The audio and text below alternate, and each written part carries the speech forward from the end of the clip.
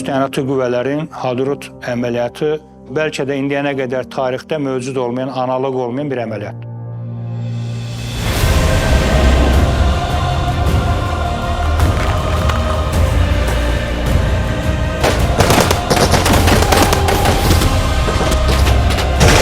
Hadrutda da şəhidlərimiz oldu, yaralılarımız da oldu.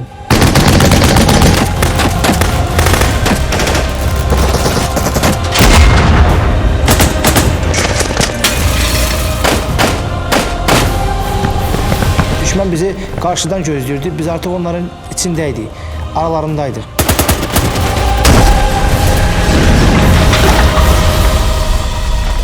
Hansı taktikada, hansı fəaliyyətdə icra etdiyimizi heç anlaya bilmədim.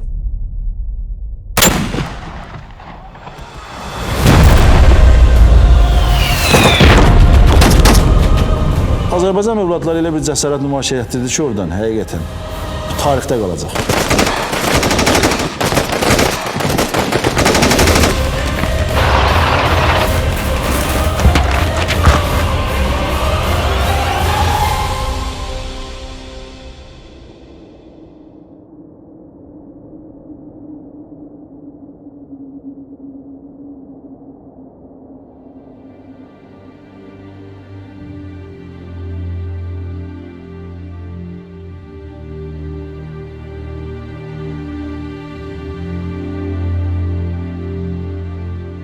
Azərbaycan ordusunun cəbhə boyu hərbi əməliyyatları fasiləsiz davam edir.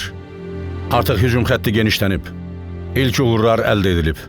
İşğal edilmiş torpaqların bütövlükdə azad etməyi qarşısına məqsəd qoymuş Vətən müharibəsinin strategiyasının demək olar ki, ikinci mərhələsi başlayır. Düşmənə sarsıdıcı zərbə daxildən vurulmalıdır. Həm də gözləmədiyi zamanda, gözləmədiyi yerdən, Hadrutdan. Başa düşdüm ki, bu. Kartal 07, Kartal 07. Aslan 09'am qəbul. Aslan 09, ben Kartal 07'yim. Zərbə 07, zərbə 07. Qəbul. Xüsusi təyinatlı qüvvələr komandanının vəsadəti əsasında Cənab Ali Baş Komandan onun qərarını təsdiqlədi və bundan sonra 6 oktyabr tarixində Xüsusi təyinatlı qüvvələrin bir hissəsi Füzuli istiqamətinə, digər bir hissəsi isə Hadrut istiqamətinə doğru fəaliyyətlərini başladı. Kiçik Qafqazın Qarabağ silsiləsində gizlənmiş bir şəhər. 30 il davam edən qanlı münaqişənin görünməyən üzü, Hadrut. Bu şəhərdə 10 illərdir müharibənin, terror aktlarının, soyqırımların planları cızılır. Şər qüvvələrin qərargahı olan bu qapalı şəhər, dünya siyasətinin diqqət mərkəzində olan Qafqazda sülhə düşmən kəsilib. 30 ildir qanlı müharibə cinayətləri, transmilli terror təşkilatlarının yol xəritələri bu məkandan keçir. Azərbaycan əskəri bu şeytan yuvasını məhv etməyə gedir.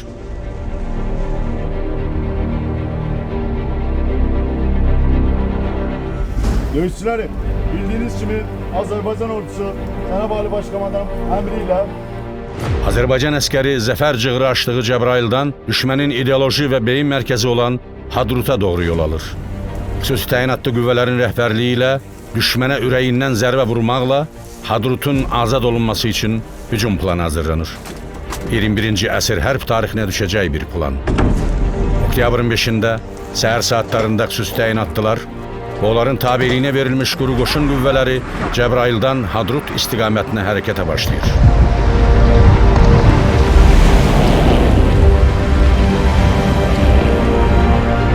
Hadrutun coğrafi mövqeyinə görə quru qoşunların irəliləməsi və döyüş əməliyyatları aparması mümkün deyil. Ona görə də Hadrut əməliyyatına Azərbaycan ordusunun peşəkar qüvvələri olan xüsusi təyinatlılar cəlb edilir. Əməliyyatın planlanması və icrası xüsusi təyinatlı qüvvələr komandanının rəhbərliyi ilə həyata keçirilməsi qərarı alınır.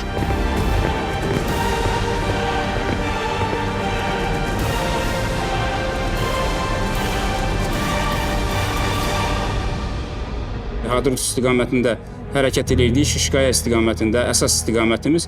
Şişqaya istiqamətində hərəkət zamanı düşmənin artilleriya atəşinə məruz qaldıq. Düşmən artıq bizi aşkar eləmişdi.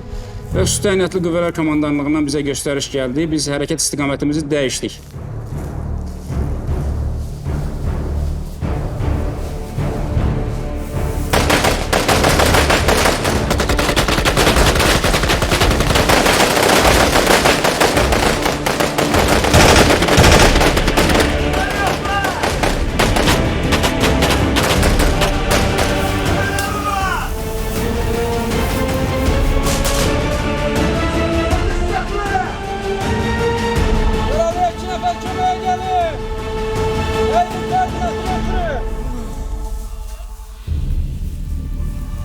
Xüsusi təyinatlılar Hadrut istiqamətində irəliləyərək quru qoşun bölmələrinin hücumunun inkişafına şərait yaradır. Bir neçə dəfə düşmən qüvvələrinin əks hücumları darmadağın edilir. Onlarla yüksəklik və bir neçə kənd işğaldan azad edilərək quru qoşun bölmələrinə təhvil verilir. Qeyd edək ki, Hadrutun azad olunması zamanı bir neçə təminat məntəqəsi ələ keçirildi və qoşunlarımıza təhvil verildi.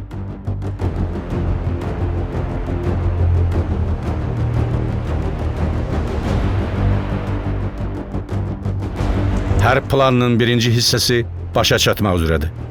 Xüsusi təyinatlar tərəfindən Hadrutun cənub istiqamətindəki Şişqaya dağ silsiləsindəki düşmən postları məhv edilir.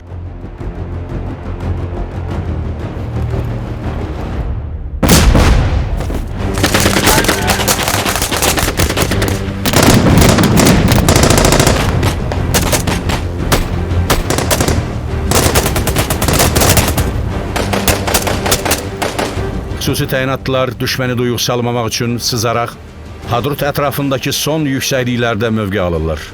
Artıq Hadrut ətrafındakı hakim mövqelərə xüsusi təyinatlılar hakimdir. Şəhərə girmək üçün tərtiblənmək və uyğun vaxtı gözləmək qalır. 7 oktyabr tarixində biz artıq yüksəkliyi, təyin olunmuş həddi tutduq və Hadrutda baş verən hər şeyi vizual olaraq görürdük. Döyüşü idarə etmək üçün Hadrut qəsəbəsi yaxınlığında bir hakim ərazidə, amma qəsəbəni görəcək şəkildə, çox kənardan yox, qəsəbəni görüb və oradakıları idarə edəcək şəkildə bir yer seçdik. Xüsusi təyinatlılar əməliyyat planına uyğun olaraq 4 yerə bölünür. 3 bölmə Füzuli, Tuğ və Şişqaya dağ silsiləsi istiqamətindən düşmənə gələcək yardımın qarşısını almağa məsuldur.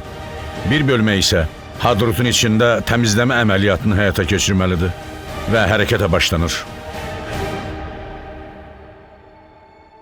Biz Hadrutun içərisinə girməyin biraz çətin olduğunu anlayaraq mən komandirə təklif etdim ki, bir zərbə dronu qalxsın. Dron düşmənə çırpılmasın. O sadəcə səs etsin. Biz bilirdik ki, düşmən dronun səsindən qorxur və o müşahidəni deyil, öz canını fikirləşir.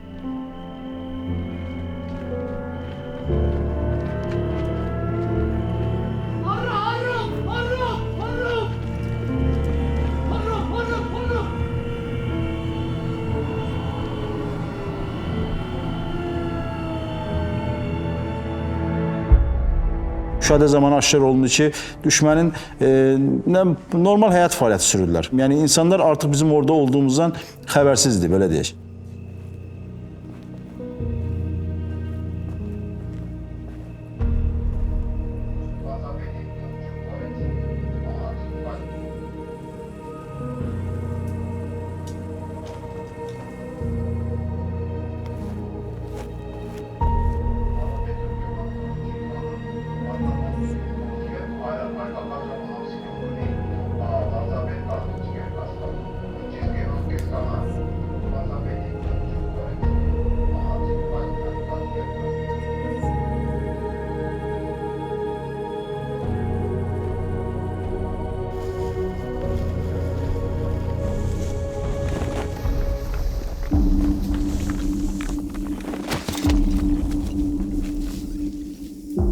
Hadrutda düşmənin çox güvəndiyi 18-ci diviziyanın qərargahı və təminat məntəqələri yerləşmişdi. Plana əsasən ilk olaraq diviziyanın qərargahını müşahidə altına aldıq. Əsas qüvvələrimi, əlimdə olan qüvvələrin çox hissəsi, əsas heyəti hərbi hissənin olduğu istiqamətə yönləndirdim. Həm ora gəlib və oradan çıxan yolların bağlanmasına, bir növ o hərbi hissəni bir mühasirə şəklinə, yəni həm köməyə gələnlərin, həm oradan çıxanların qarşısını almaq üçün bir orada vəziyyət yaratdıq və onun da bəhrəsini gördük ki, biz düşmən o 4 divarın arasında sanki orada ilişdi, qaldı. Hadrutdakı düşmən qüvvələri xüsusi təyinatlardan dəfələrlə çoxdur. Birinci növbədə şəhərdəki hərbi hissəni zərərsizləşdirmək lazımdır. Çünki bu hərbi hissə nəzarətə götürülməsə, xüsusi təyinatlarla döyüşə onlardan dəfələrlə çox sayda nizami ordu gələ bilər.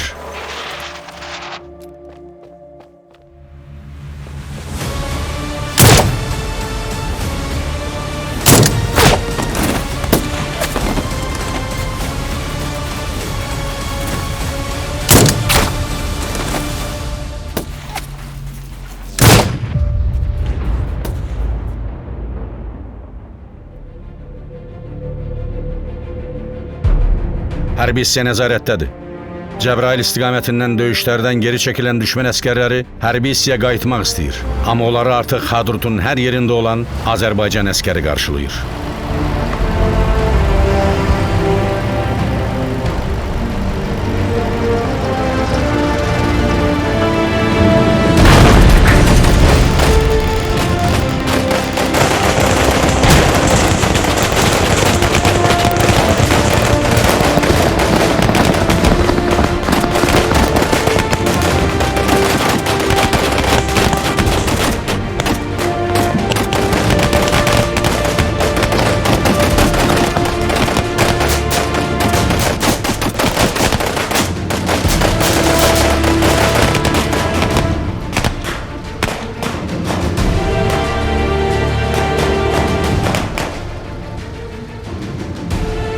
Artilleriya komandanının mənə şəxsən tapşırığı olub ki, əməliyyat başlamamışdan 1 saat ərzində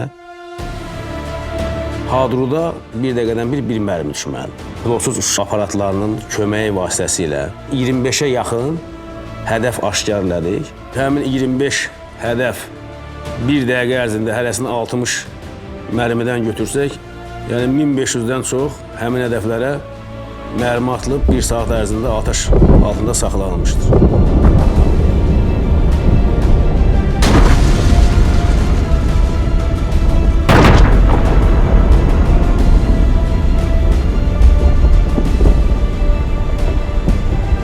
Bu vaxta qədər bizim Hadrutda sızma tapşırığını yerinə yetirən zaman bizim artilleriya bölmələrimiz düşmənin mövqelərini atəş altında saxlayırdı. Bir mərmimiz belə hədəfdən yan keçməməlidir və mülki əhaliyə heç bir təsir göstərməməlidir.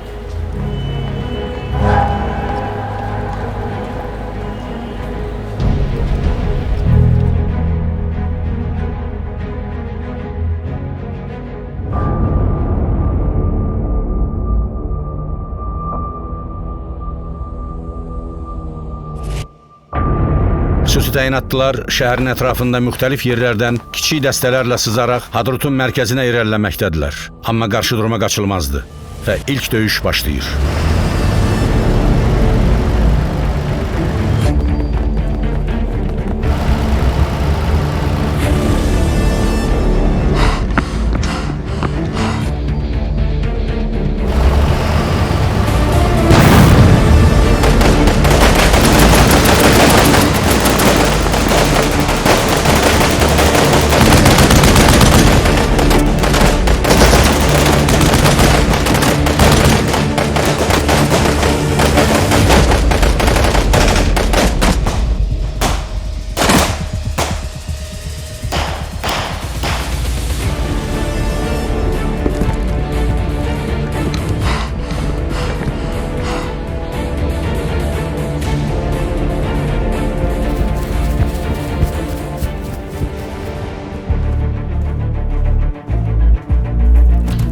Ənənəvi hərbi üsullarla bərabər xüsusi təyinatlılar düşməni çaşbaş salmaq və onların arasında xaos yaratmaq üçün alovu imitasiya edən xüsusi qurğulardan istifadə edir.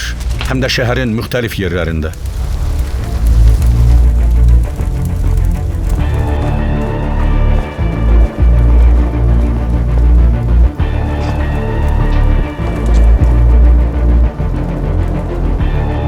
Hadrutun 4 bir yanında bu fəaliyyətləri icra etdik. Hər yerdə bizim olduğumuzu düşünməyə məcbur etdik düşməni. Çünki biz sayca qat-qat çox az idik onlardan.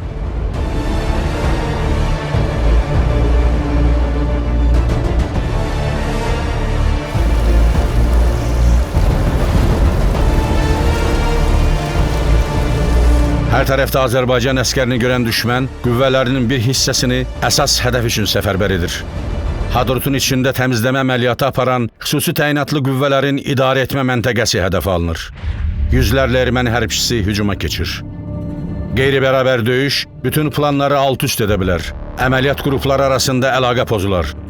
Risk dərəcəsi yüksək olsa da artilleriya yardımı istənilir.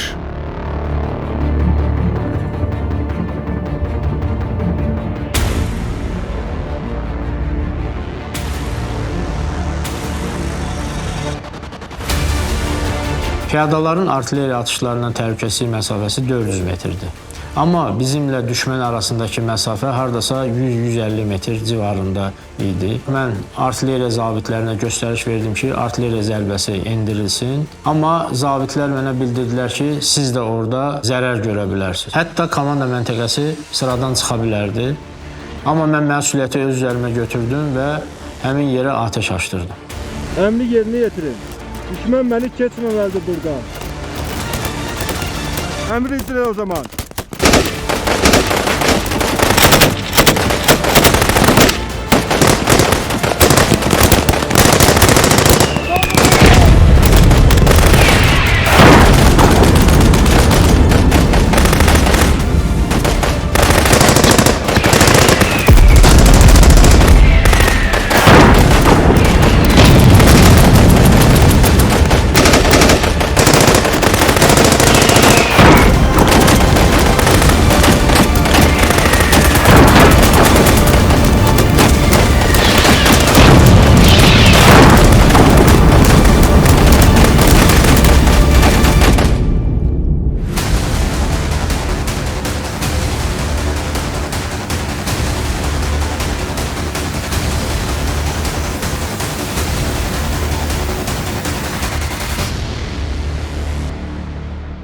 Vətən müharibəsinin strategiyasının mükəmməlliyi Hadrutun azad olunmasında bir daha öz təsdiqini tapır.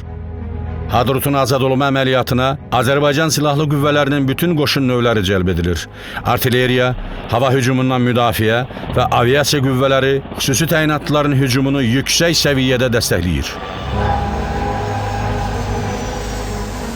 Düşmənin fəaliyyətini anbaan izləyirdik.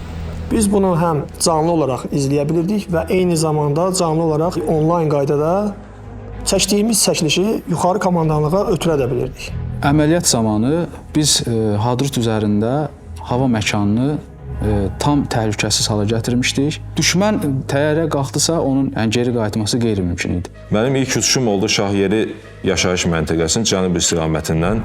Oradan bir təminat yolu gəlirdi. Mənə həvalə olunmuş hədəf düşmənin canlı qüvvəsi və texnikası idi. Onları biz zərbə endirdik.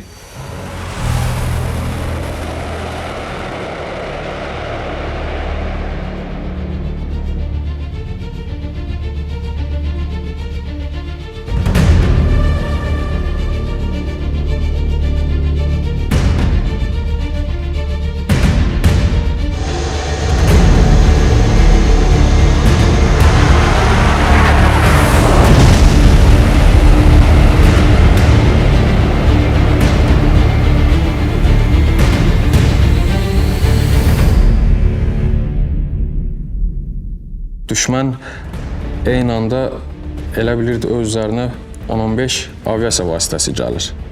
Təbii ki, bir aldadıcı fənd idi. Orada hava hücum müdafiə vasitəsinin arxasında oturan operator da görür ki, üzərinə 10-15 aviasiya vasitəsi gəlir, çaşbaş qalır.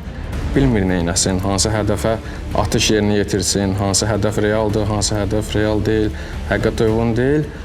Bu da bir aldadıcı fənd idi. Yəni, bunu da biz Hadrut əməliyyatlarında icra elədik və çox gözəl nəticə əldə olundu. Böyük çaxnaşma yarandı düşmən içində. Niyə çaxnaşma yarandı? Çünki biz həqiqətən də ərazini düzgün qiymətləndirmişdik. Düşmən, yəni hansı yollardan, hardan hərəkət edə biləcəyini bilirdik. Düşmən Tul istiqamətinə çəkiləndə oradan atəşə tutuldu düşmən qüvvələri. Füzuli istiqamətində hərəkət edəndə Füzuli istiqamətində atəşə tutuldu. Süleymanlıdan düşmənin geriyə çəkilən qüvvəsi artıq orada pusuya düşdü və düşmən, mən sizə deyim, elə Süleymanlı istiqamətində 100-ə yaxın düşmən qüvvəsi pusuya düşdü. Hadrutun bütün küçələrində xüsusi təyinatlı mənsubları döyüş əməliyyatları keçirir. Hər an, hər nöqtədən atəş gözlənilir.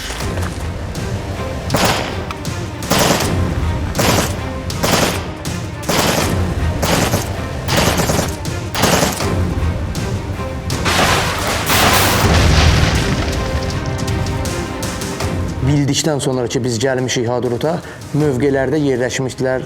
Binaların damlarında, 2 mərtəbəli binaların pəncərələrində yerləşib atəş edildi, gizlin bir mövqelərdən.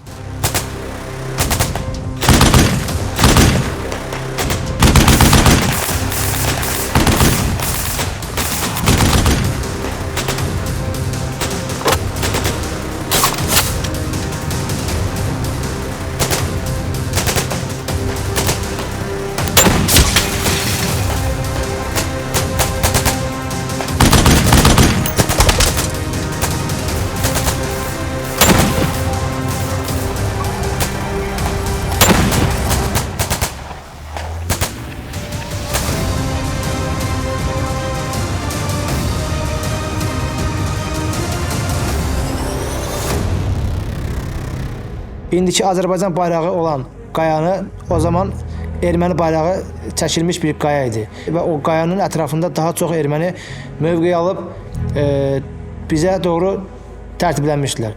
Düşmən daha çox yüksəkdə mövqe tutmuşdu və bu Tuğ şəhərinin qapısı idi.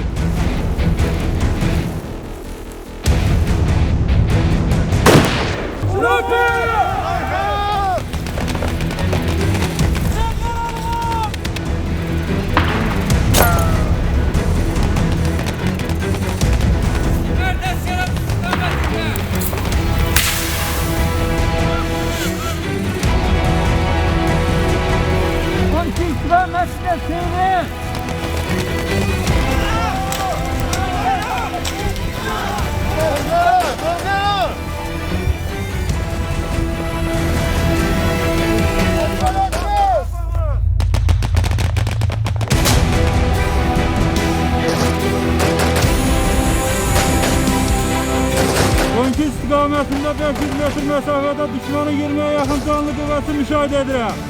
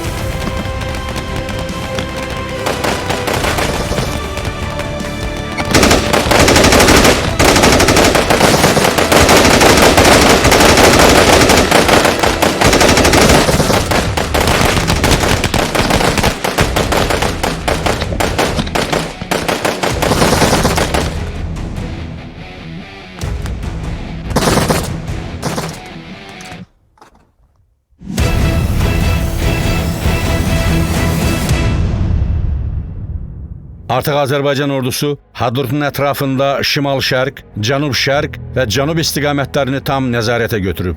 Amma şəhərin şimal istiqamətindəki Ərgünəş dağ silsiləsi, Tuğ kəndinə gedən yolda Qoşaqaya və Hadrutun qərb və cənub-qərb istiqamətlərində düşmənin döyüş mövqeləri hələ də mövcuddur və hər an Hadrutdakı qüvvələrinə yardıma gələ bilər.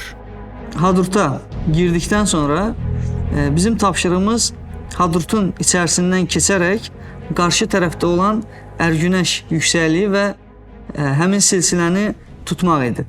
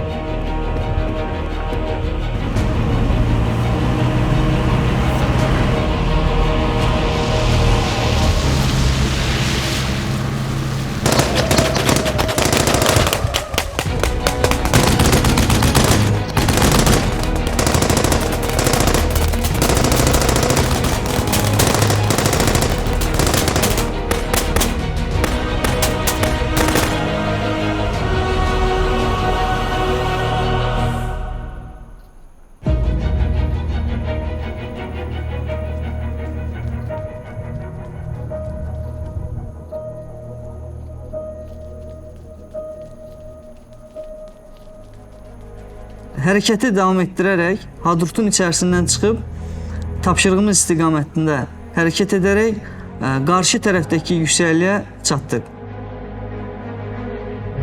Əməliyyat başa çatmayıb. Şəhərin yarısı hələ düşməndən təmizlənməyib. Ətraf yüksəkliklərdə mövqe tutmuş düşmən ciddi müqavimət göstərir. Amma düşmənə gözdağı verməyin vaxtıdır. Azərbaycan bayrağı düşmənin gözü qarşısında göylərə ucalmalıdır. Və biz Hadrut qəsəbəsinin mərkəzinə çatanda artıq saat 11-12 radələr idi. Bayrağın taxılmasına qərar verdik. Bir hisslər keçirdim, çünki biz Hadruta ilk girəndə Mənə demişdi ki, hazır ol, 1 saatdan sonra Cənab Ali Başkomandan bayraqlarla bizi izləyəcək. Mənə qrupun yaşlısı olaraq və qrupun ən gənc döyüşçüsü Əliyar Əliyevi ayıraraq aşağıda bizim mühafizəmizi təşkil etdikdən sonra 3 mərtəbəli binanın damına çıxdıq və mən Əliyar Əliyevin mühafizəsini orada təşkil etdikdən sonra şanlı bayrağımızı həmin binanın damında dalğalandırdı.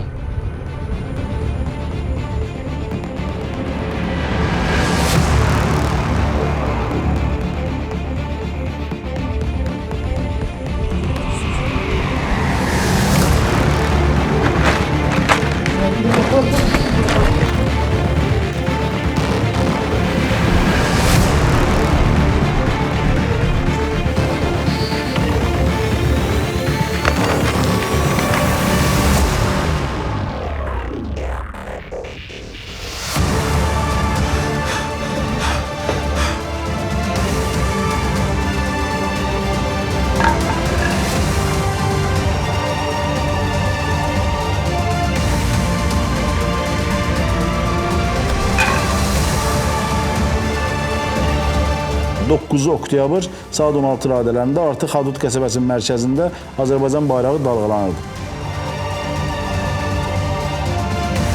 Şuşa istiqamətində hücumun davam etməsinin qarşısını almaq üçün Ərgünəş silsiləsi düşmən üçün çox önəmli idi. Günün sonunda həmin yüksəkliyə çatdıq.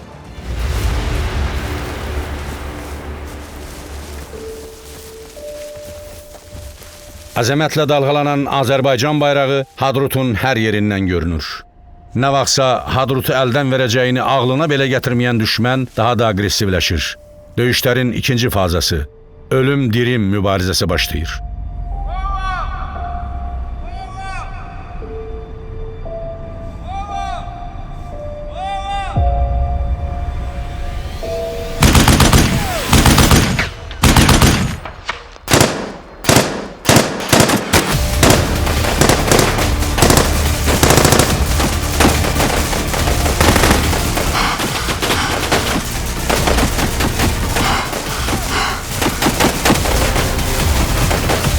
Düşmənin arxaşaqda olan heyəti qaçmağa cəhd göstərdilər və qaçandan sonra özləri də istəməyərək bizim arxamıza keçdilər. Bu zaman düşmən artilleriyası bunları tam mərkəzinə vurdu.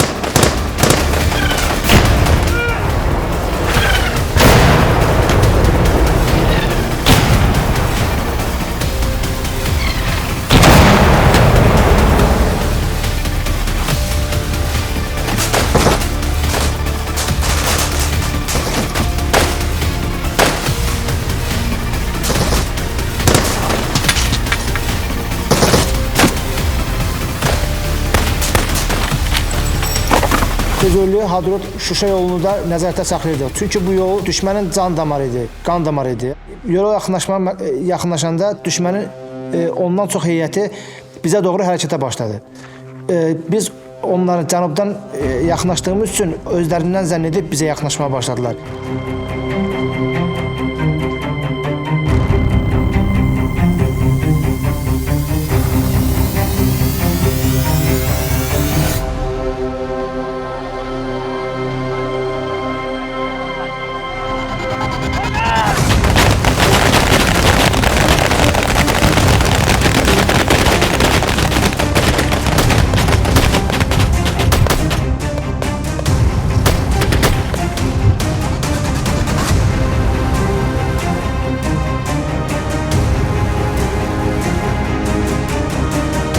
İkinci yarısından sonra qatı duman gəlirdi.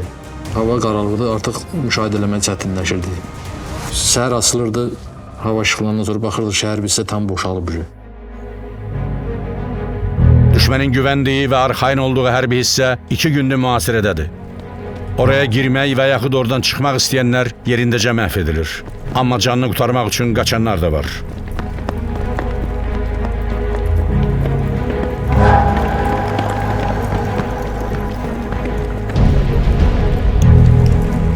Müşahidə elədik ki, hərbi hissədə qalan şəxsiyyət məhv olunub. Yəni, bu da nəyin əsasında müşahidə elədik? Artıq oradan atış gəlmirdi, hərəkətsizlik var idi, hərəkət yox idi.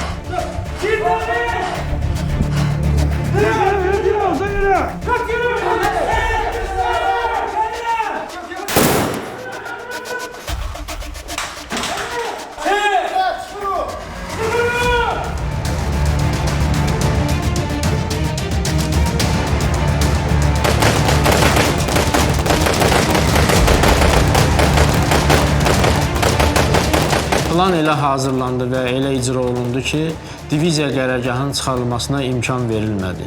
Diviziya qərargahından məxfi sənədlər ələ keçirildi və Xüsusi Təyinatlı Qüvvələr Komandanlığına təhvil verildi. Hansı ki, bu sənədlər gələcək fəaliyyətlərimizdə istifadə olundu. Səhərdən başlayan şəhər döyüşləri gecə qaranlığında da davam edir. Düşmən müqavimət göstərir. Təslim olmaq istəmir. Onların arasında rabitə tamam itib. Amma Hadrutun müxtəlif yerlərində lokal müqavimətləri sona can davam etdirirlər.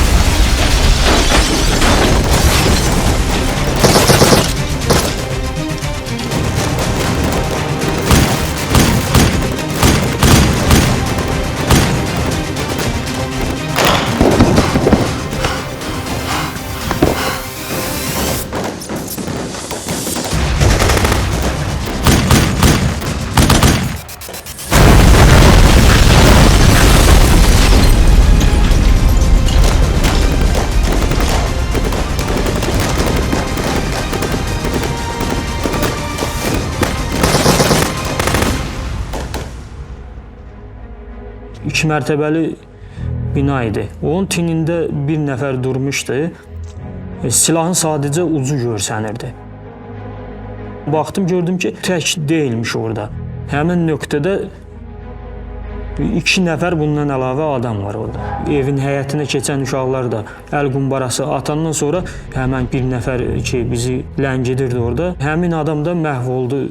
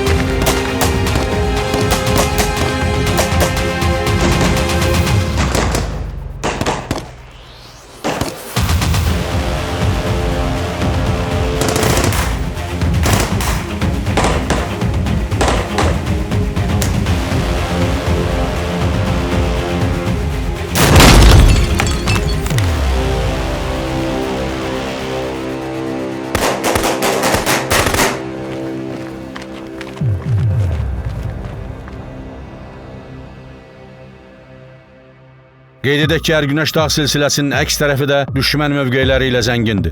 Xüsusi təyinatlı qüvvələrin idarə etməsinə verilən quru qoşunlarının bir hissəsi şəhərdə gedən döyüşlərə müdaxilə etmədən Şişqaya dağ silsiləsinin Hadrut tərəfindəki yamacları ilə şəhərin girişinə, Füzuli Hadrut yoluna inir. Xüsusi təyinatlı mənsublar tərəfindən tutulmuş yolu təhvil alır. Bir neçə bölüyü isə Ərgünəş silsiləsinin arxa tərəfindəki kəndlərə həmlələr edir.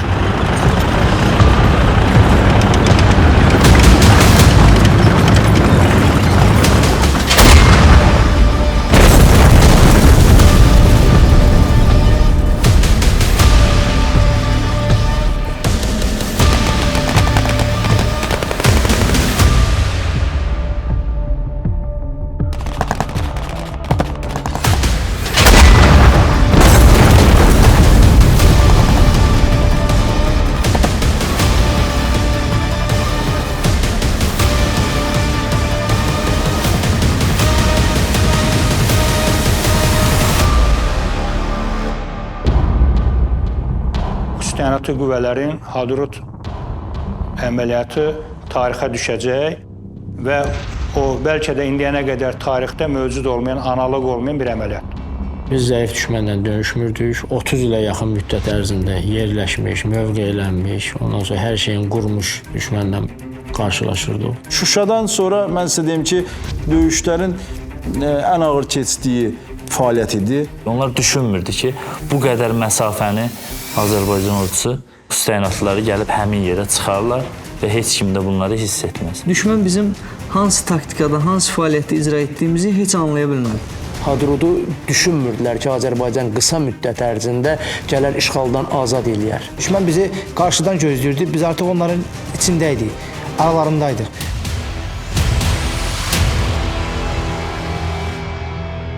Xüsusi təyinatlılar Hadrutun hər yerindədir. Artıq şəhərin böyük bir hissəsi təmizlənib. Düşmən başını itirib. Amma hələ də Hadrutu itirdiyinə inanmaq istəmir.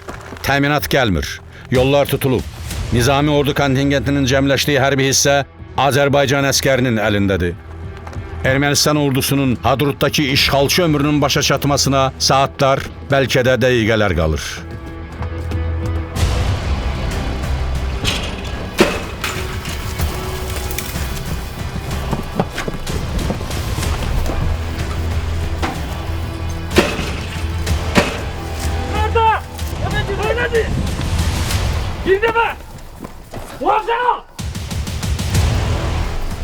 Solda muhafaza!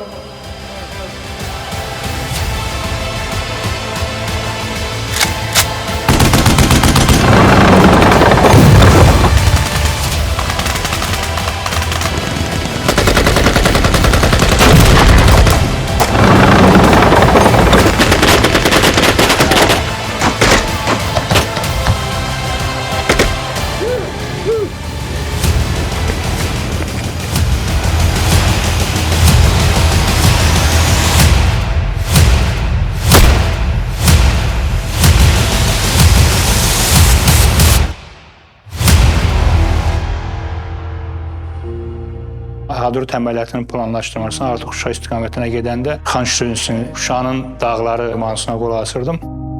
Bilirsiniz, o böyük bir başqa bir hisdi orada. Yəni onu bəlkə də indi təsvir eləmək mümkün deyil, amma inanılmazı etdiyimizə görə mən xoşbəxt idim. Bəli, Hadrutda da şəhidlərimiz oldu, yaralılarımız da oldu. Amma buna baxmayaraq heç vaxt əhval-ruhiyyə aşağı düşmədi. Çünki torpaqların azad olunması onların hamısını elə bilin ki, bir növ bir üstü qaysaq bağlı. Elə bil yaranın üstü bir növ bir qaysaq bağlayırdı. Çox, bəlkə də çox incitmirdi belə. Qələbə sevinci. Erməni, yəni bizim Hadruta gəlib girməyimizi, Hadrutu işğaldan azad etməyimizi qəbullana bilmirdi. Pantonu qaldırdım ki, həqiqətən də bizim şəhidlik yoxsa yox. Pantonu qaldıranda mən heyrətə gəldim. Pantonu salıb təzədən bir də qaldırdım ki, bəlkə mən xəyal görürəm. Şəhid gülürdü. Mən inanırdım, sağ qalacağıma inanırdım. Həqiqətən də inanırdım. Orada mən yaralı vəziyyətdə olanda belə öz silah yoldaşlarıma mən ölməyəcəyimi həqiqətən deyirdim. Amma mənə ən böyük güc verən bayrağımız oldu. Yəni şanlı bayrağımızı biz sancmışdıq deyə. Yəni onu bir daha görmək ümidini yaşamaq istəyirdim. Filmlərdə görürük cəsarət, nə bilim, kinolarda görürük cəsarət, amma Azərbaycan övladları elə bir cəsarət nümayiş etdirdi ki, oradan həqiqətən, nə bilim, sadəcə və sadəcə tarixdə qalacaq. Çünki Hadrut Şuşanın qapısı idi, belə deyək. Yəni, əgər biz Şuşanı işğaldan azad etmək istəyirsə, mütləq və mütləq Hadrutu almalıydıq. Hadrut elə bir Şuşaya açılan qapı idi.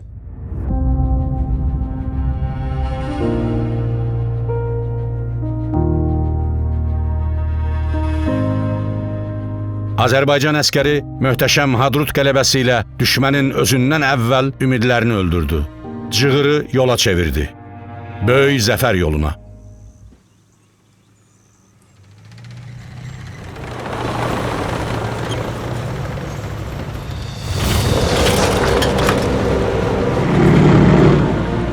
Nə qədər dövlətin gücü olsa, nə qədər silahı olsa, nə qədər düzgün hərbi əməliyyatlar planlaşdırılsa da, qələbəni əldə edən əskərdir, zabitdir. O gedir, o sinəsini qabağa verir, o ölümə gedir və bayrağı da qaldıran odur. Göz yaşları da təbii ki, heç vaxt dayanmayacaq. 10 il keçsə də, 20 il keçsə də. Hamımız göz yaşları tökmüşük və töküb. Onların qəhrəmanlığı heç vaxt silinməməlidir və silinməyəcək. Uşaqlara yaxşı baxın, yetişdirin, vətənpərvər olsunlar, vətənə bağlı olsunlar. Eşq olsun Azərbaycan ordusuna. Qarabağ Azərbaycandır!